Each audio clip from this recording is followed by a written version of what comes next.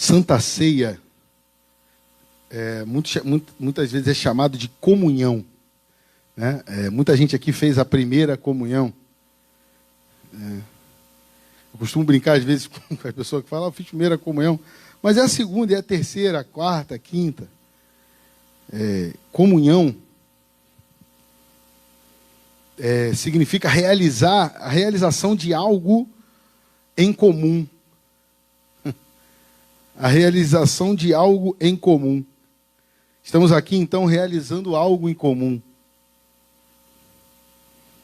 Significa também sintonia de sentimentos, sintonia de modo de pensar, de maneira de pensar, de maneira de agir, de maneira de sentir.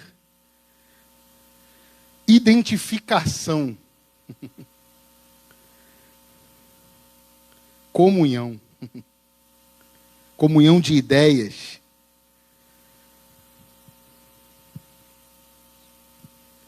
E existe, quando a gente fala do nosso relacionamento com Deus, existe uma máxima. Não existe relacionamento com Deus se você não tiver também comunhão com os irmãos. Se não houver a comunhão horizontal, também não vai haver a comunhão vertical. Abra a palavra de Deus em 1 Coríntios capítulo 10. 1 Coríntios capítulo 10.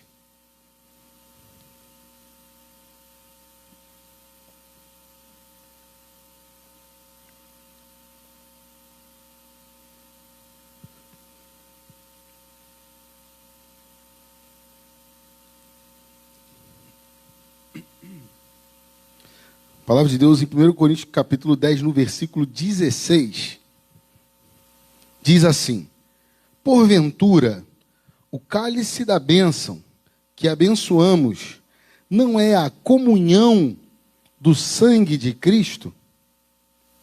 O pão que partimos não é a comunhão do corpo de Cristo? Porque nós, embora muitos, somos unicamente um pão, um só corpo, porque todos participamos do único pão. Só até aqui.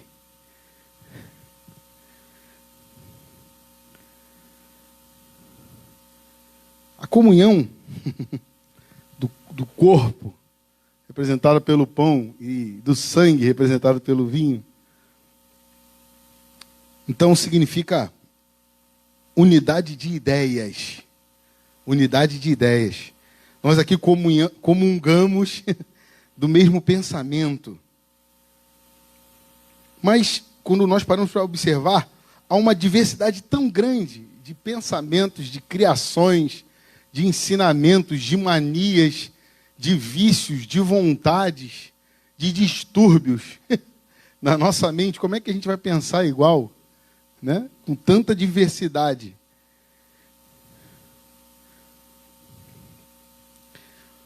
Quando tomamos o cálice e o pão e o vinho representam algo que une o nosso pensamento.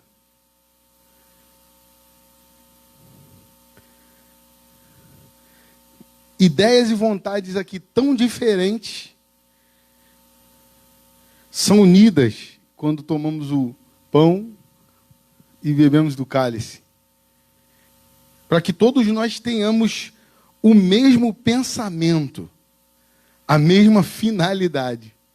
No momento, queridos, que nós estamos aqui, tomando do cálice, comendo do pão, nós temos o mesmo pensamento. Nós comungamos da mesma finalidade, do mesmo objetivo. Que é fazer a vontade daquele que entregou o corpo, o sangue. Comunhão também envolve fidelidade. Comunhão envolve fidelidade. Fidelidade é uma palavra muito falada, pouco executada. É algo que a gente fala muito, né? Mas muitas vezes no nosso íntimo nós não somos fiéis. Nós às vezes falamos, não, eu sou fiel. Sou fiel à minha esposa, sou fiel às vezes até o local de trabalho, ou a uma empresa, uma corporação. Mas, na verdade, fidelidade é algo que poucos praticam. Muitas vezes nós somos infiéis. Quantas vezes nós aqui não somos infiéis? Quantas vezes nós aqui já não estamos planejando infidelidade ao longo dessa semana? Eu costumo falar, são pouquíssimas horas que nós nos reunimos aqui como corpo.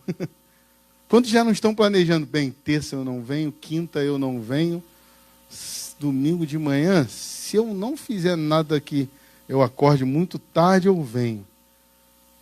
Nós já planejamos a infidelidade com o corpo, né? Com essa união de pessoas com o mesmo pensamento e a mesma finalidade. A gente já olha lá no mapa, na meteorologia do celular para saber, bem, terça eu não vou porque a mínima à noite é 14 graus. Esse horário aí, essa temperatura vai ficar complicado. Quinta pode ser que eu vá, já subiu para... pode ser que eu vá. Então, nós já planejamos a infidelidade com o corpo. Quantos aqui já não poderiam estar produzindo muito mais no corpo? Se o seu pâncreas produzir pouca insulina, você fica diabético. Daqui a pouco você morre do coração. Mas o que tem a ver uma coisa com a outra? Né? O corpo é um monte de coisa. São um monte de estruturas trabalhando juntas. Né? E muitas vezes, se tiver uma estrutura infiel, a gente está enrolado em maus lençóis. Né? Um corpo ele precisa de tudo funcionando. Né? Hoje em dia, a moda, né? A palavra da moda é célula. Já foi grupo de vida, né? Na época que eu era criança, chamava-se grupo de vida. Agora é célula. A unidade, cientificamente, é a unidade básica da vida, célula. Né? O conjunto de células vai formar um tecido, o tecido vai formar um órgão forma um sistema, o sistema forma o corpo, o indivíduo. E assim, uma célula, ela pode acabar com todo o corpo. Ela pode fazer um mal para todo o corpo. Uma célula que se reproduz de forma errada, por incrível que pareça, olha que interessante, o nosso corpo o tempo todo produz células que podem nos matar. O tempo todo o nosso corpo produz células chamadas célula cancerígena. Sendo que o tempo todo o nosso corpo joga essas células cancerígenas fora. Isso aqui se reproduziu errado, joga fora. O corpo já identifica como algo estranho. Quando isso não acontece, essa célula vai se replicar e vai parecer boa para o teu corpo. O teu corpo não vai identificar que ela é ruim. E ela vai se reproduzindo ali dentro. Se você não se cuidar, quando você vê, ela já se multiplicou de uma tal maneira que alcançou outros órgãos. E aí o estrago é grande. A chamada metástase. Então o nosso corpo o tempo todo tem que falar, essa célula aqui, opa, isso aqui, deu uma alteração. Lá no ribossomo aconteceu alguma coisa errada. É necessário fidelidade. E a fidelidade, ela é muito fácil quando vai tudo bem.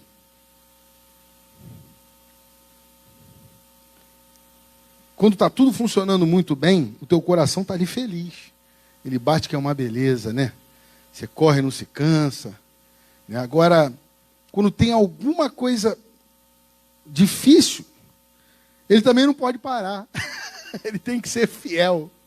Está difícil, ele aumenta até a pressão, você sente uma dor de cabeça e passa mal e tudo mais.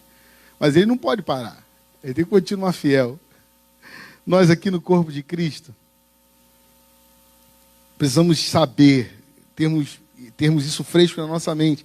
Quando está tudo muito bem, muito maravilhoso, sensacional, perfeito, está tudo dando certo, né? E aí sim, eu sou fiel. E quando as coisas começam a ficar um pouquinho mais difíceis, eu continuo fiel, porque isso é fidelidade. Fidelidade, quando está tudo bem, é muito bom. Isso aí, se você trouxer para o seu relacionamento conjugal, né? No casamento, quando está tudo bem, é muito fácil ser fiel à sua esposa. E quando está tudo mal? Aí você tem a opção de não ser fiel.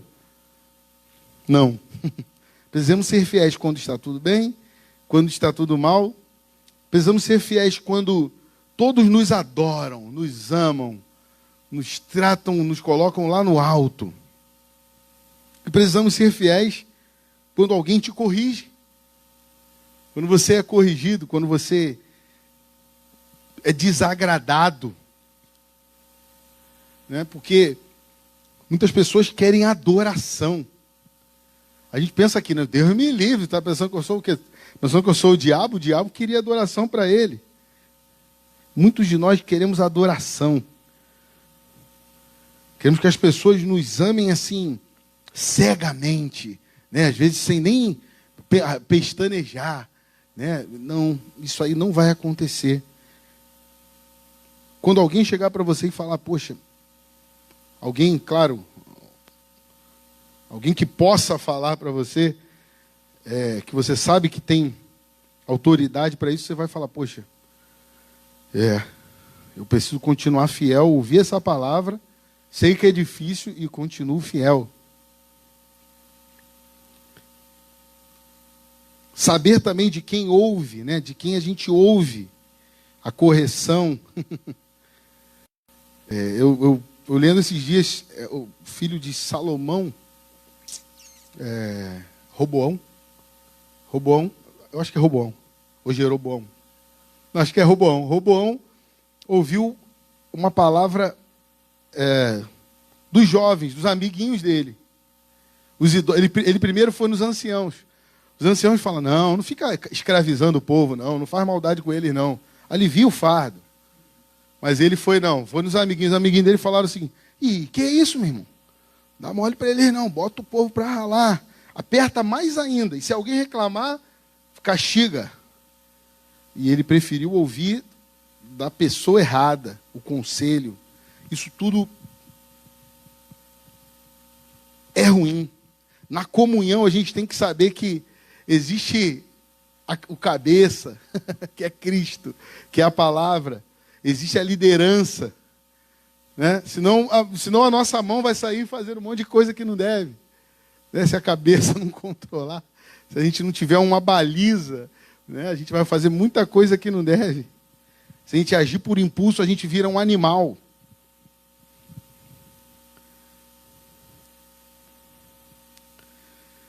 Comunhão tem a ver com sintonia. Sintonia tem um significado interessante. A gente às vezes fala, vou sintonizar o rádio. O que é sintonia? Né? Colocar tudo no mesmo tom. Sintonizar. Sim, quando fala assim, é conjunto, né, sintonia, é o conjunto de tons, o conjunto de notas, e eu pensei logo numa orquestra. Ou até aqui nos músicos aqui. A gente fala e dá um dó. O Vinícius vai dar um dó, vai fazer tum, baixista. Tum. A guitarra vai fazer tum. É a mesma nota, só que bem mais agudo. O teclado, mas é tudo dó. Mas a minha cabeça eu fui criado um jeito, eu fui criado outro. Eu sou mais grave, eu sou mais agudo, eu sou médio. Não importa se você é uma tuba que dá aquele som bem grave, ou se você é uma flauta doce. Não importa. Na orquestra, quando é dó para todo mundo. Quando é ré para todo mundo. Por isso, como uma orquestra, o corpo, né, funciona como uma orquestra. E o nosso corpo é assim também, funciona ritmado. Né? Assim é a igreja, o corpo de Cristo. Todos no mesmo tom.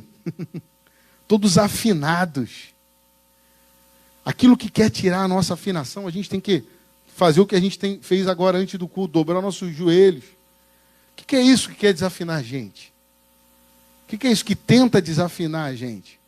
Gente, um instrumento desafinado, uma corda, a gente ouve assim, ainda mais quem é músico, fala, eita, aquela gritando no meio de um monte de notas. Você percebe aquela desafinaçãozinha. A gente canta, somos corpo, e assim bem ajustado. Tem que estar ajustado, sabe? É muito importante que nós busquemos esse ajuste, que nós não procuremos sair fora. Às vezes a gente está com o objetivo de desafinar. Eu vou desafinar, eu vou destoar, eu vou sair do tom, Não.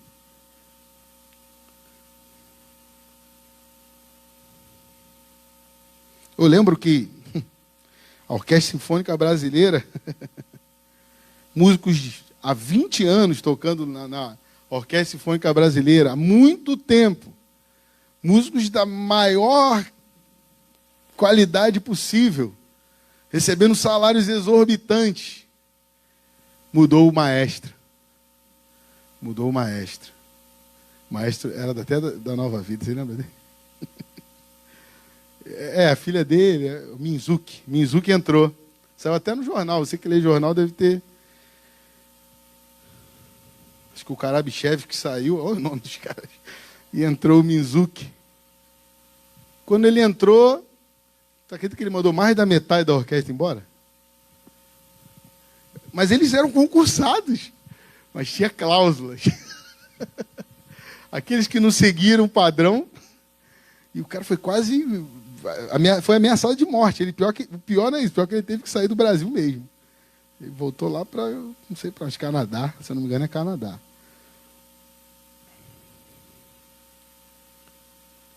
É importante que todos nós estejamos afinados e nunca acomodados.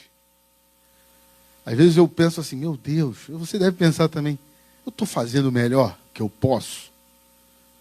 Eu não poderia fazer muito mais? Não vou nem falar para você falar amém, mas dentro de você vai, poxa, amém. Posso fazer muito mais do que eu estou fazendo. Posso me dispor muito mais no corpo. E o vinho e o pão nos unem aqui. É a cola, né? É a liga. Estamos colados uns nos outros por meio da comunhão, representada pelo corpo e o sangue de Cristo, pela morte de Jesus. Romanos capítulo 6, versículo 5. Romanos capítulo 6, verso 5.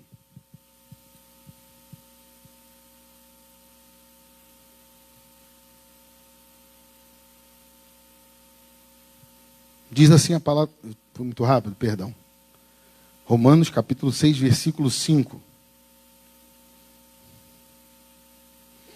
O título é lindo, livres do pecado pela graça, mas eu quero começar no versículo 5, que diz assim, porque se fomos unidos, essa palavra eu queria que você frisasse, porque se fomos unidos com Ele, na semelhança da sua morte, certamente o seremos também, na semelhança da ressurreição.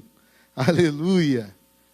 Sabendo isto, que foi crucificado com ele o nosso velho homem, para que o corpo do pecado seja destruído e não sirvamos o pecado como escravos. Porquanto quem morreu está justificado do pecado. Ora, se já morremos com Cristo, cremos que também com ele viveremos, sabedores de que, havendo Cristo ressuscitado dentre os mortos, já não morre. A morte já não tem domínio sobre ele. Querido, foi falado aqui de manhã, a morte não tem mais domínio sobre nós. E o verso 10 diz, pois, quanto a ter morrido, de uma vez para sempre morreu para o pecado, mas quanto a viver, vive para Deus. Aleluia, essa é a palavra do Senhor.